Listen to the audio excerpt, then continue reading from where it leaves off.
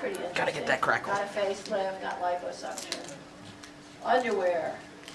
What did wealthy women in the 16th century to early 19th century? So that's a pretty long span.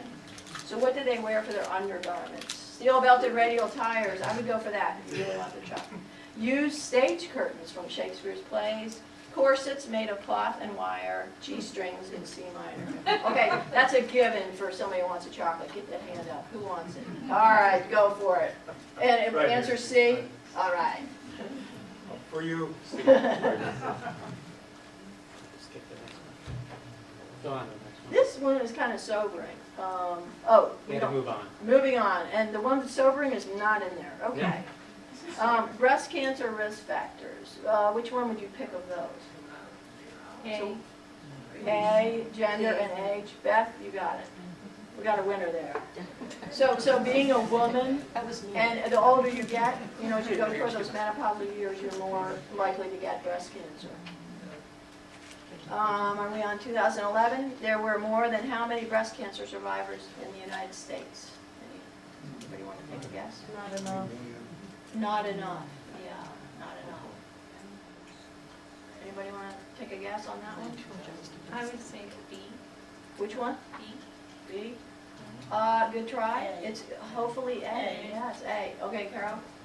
Yeah, I already have one. I have to. Okay, Peg, give it to a buddy. Chocolate survivors. All right. This one is pretty sobering. Do we have this one? Okay. For women in the U.S., what's the most common cause of death? What would you? People think, who thinks heart disease? It's a good try. Not heart disease. What else might it be? And who thinks it's lung cancer? Yeah, it's lung cancer. Well, he knew the answer. So it's actually lung cancer. And breast cancer second. So lung cancer for women is actually the first, and breast cancer second. So Ralph gets a chocolate. Yay. Okay, which of the following statements is true? A woman's left breast is usually larger than her right. Is that one true? If you were going to take a guess. Yes. Yeah, it's true. Yes. It's actually true. Yes. A woman's nipples will usually point in opposite directions. That's actually true. Really? Yeah. I can't check mine, but that's what it said. A typical breast weighs about ½ a pound. Yeah. Yes, that's right, yeah. So, is there any, yeah, so all the above is true. So that's kind of, so your breasts together weigh a whole pound. I think everybody gets a chocolate. Yeah, everybody gets a chocolate. Oh, this is interesting about men and cancer. You know, you've often heard, I didn't know the statistics. Which one of those do you think it is? Who thinks 1 in 10? No. 1 in 100? Nope. 1 in 1,000?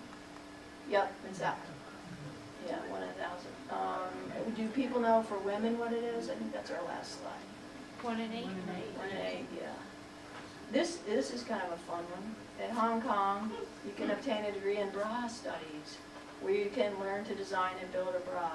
True or false? Sounds true. It's true. It's true. That's kind of cool. And then we did our 1 in 8. 1 in 8 women are likely to do. Do most people know that statistic? I do knew that, kind of. 1 in 8 women tend to get breast cancer. No, some people. Felicity, of course, yeah. Okay, and there's me. Which of the following have had breast cancer and are now survivors? Sheryl Crow, Olivia Newton-John, Wanda Sykes, the comedian, me, all the above. All the above. Yay. I think we have 2 more. Yeah, and then I like the last one. Okay. With the short, are we on the corset? Yeah. True or false? With the shortage of metal during World War I, women were required to forego wearing metal wire in corsets. This started the demise of the corset. Is that true or false? It is true. It's true. I think it was one of the factors had to be also, you know, women's greater rights and all that, but that's pretty interesting so World War I, that's fairly late with the corset. So, and our last one is my personal favorite. Didn't get in there, so. Didn't get in there. Well, we can do it. We were going to do a contest for the best male butt in America. Well, for your favorite, and so this we can do a show of hands, and men can participate as well because you know it's all enjoyable. So vote for your favorite. Ray Rice of the Baltimore Ravens, anybody?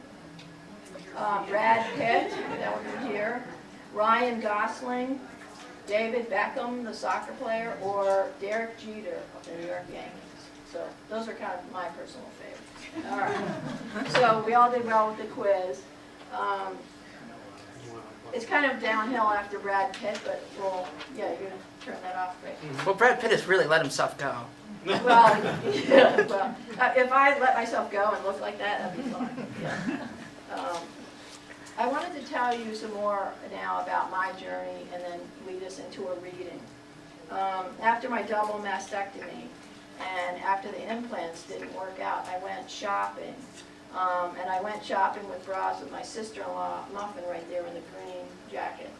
And she can tell you this is true, this story I'm about to read. And the chapter is called La Lingerie. 2 years ago or so, I was on the prowl for some comfortable brasiers with prosthetic breasts. My sister-in-law, Muffin, found us a store we will call La Lingerie. The moment we entered La Lingerie, a saleswoman, Bev, laid claim to us. We followed meekly in her wake as she plowed toward the dressing rooms with the steady purposefulness of a tugboat. In the dressing room with both Bev and Muffin looking on, I stripped down to my bare chest and stood in front of the full-length mirror. Immediately I got that dressing room feeling. No one looks good under fluorescent lighting. It was hard.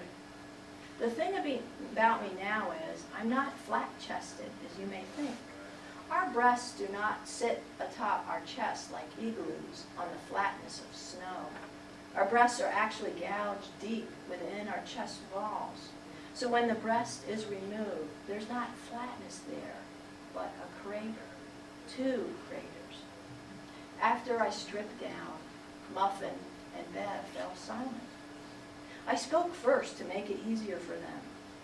Listen, Bev, I know what I want, like a running bra, you know, with some kind of light filler in it. Muffin nodded. Simple, comfortable, yeah, or she won't wear it. Bev stood, feet planted, hand on her hip. She was studying me so intently, I wondered if she'd heard what we said. What I'm after all, I repeated. I'm after comfort. I like things loose. No fuss, no muss, Muffin said. In the manner of a magician, Bev produced a tape measure. I have a procedure. First, I will measure you around the breast area. She ran the yellow tape around my bare flesh and under my arms.